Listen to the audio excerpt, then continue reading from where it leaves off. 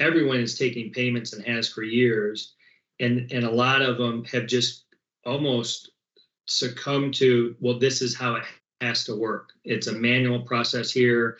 It's a cumbersome. It costs me more money because I have to do these several steps. And so we're really working with them and creating those efficiencies to, when we say reduce costs, it's not just how can we help reduce interchange, but it's how can you reduce cost internally? How can you maximize and streamline those processes? And so when it comes specific to BRIM now, this gets very interesting, and we're very excited about this because it's, again, it goes back to this B2B and B2C process where BRIM allows these companies to, B2B companies, to act more like B2C, which obviously increases their buyer base. And so we work within BRIM from a standpoint of can we take the knowledge we know around payments and how to create all those efficiencies and how can we apply those to BRIM.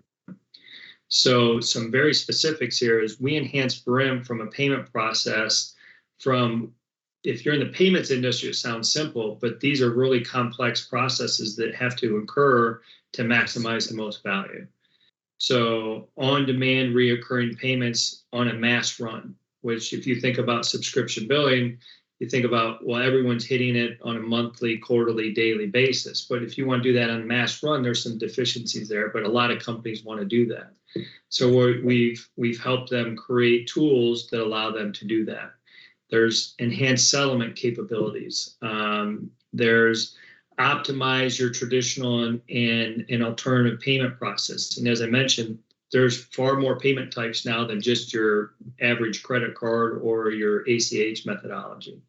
Right. Reconciliation is a huge point. So as you see these companies implementing BRIM and accepting more payments that are digital, there's a massive problem on the back end on how you reconcile all these different payment types coming in from different regions, different times, different currencies, different processors. And it's a very manual process on the back end that people are having to go through that and literally compare Excel spreadsheets at some points. So we've developed an auto reconciliation tool that allows them to input. We take all the input data from the bank file, from the processor, from the SAP system, and we combine it and have it make sense. So it's an auto reconciliation tool. So it almost can completely remove the entire manual process from that standpoint.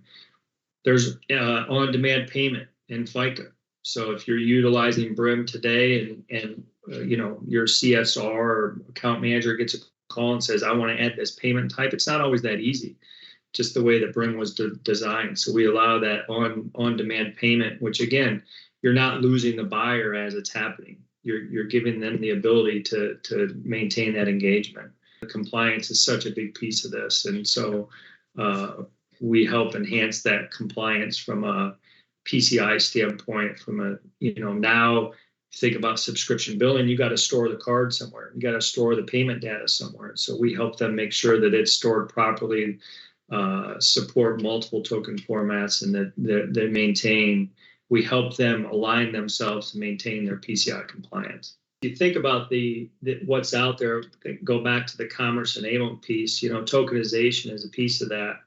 And all these companies you can see here on the right, Fiserv, FIS, Chase, everyone has a token solution. And getting that to work within the ERP can be a challenge sometimes. So that's where we're utilizing all these great products that are out there and available, but we're utilizing them in a way that make them more usable for these large enterprises.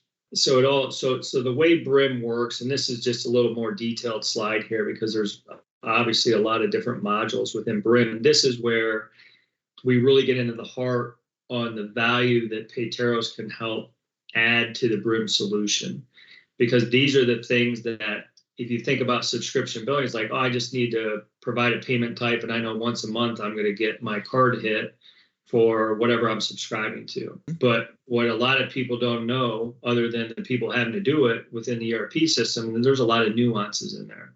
I'll just give you a couple examples. You see our logo in each module here, and that means that we are providing some enhanced functionality to make the solution work in a way that allows the BRIM customers to adopt it more easily.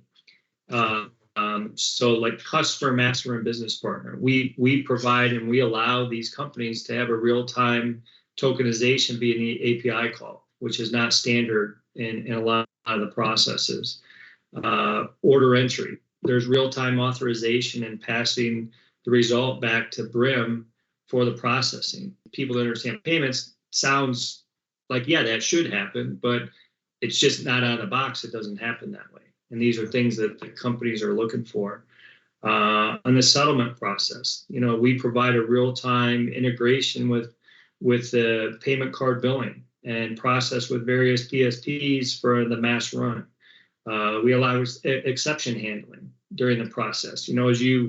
As you're accepting a mass amount of payments, they're not all going to work the way you want them to. In a perfect world, yes, but we all know that things break and don't work, and there's always exceptions. So we provide some exception handling during the settlement process for reruns and resends of the settlement, which, again, if you're in there and know it, that's a huge value to these companies, because, again, it's just a lot of manual work that is having to happen without us in there helping them create these efficiencies.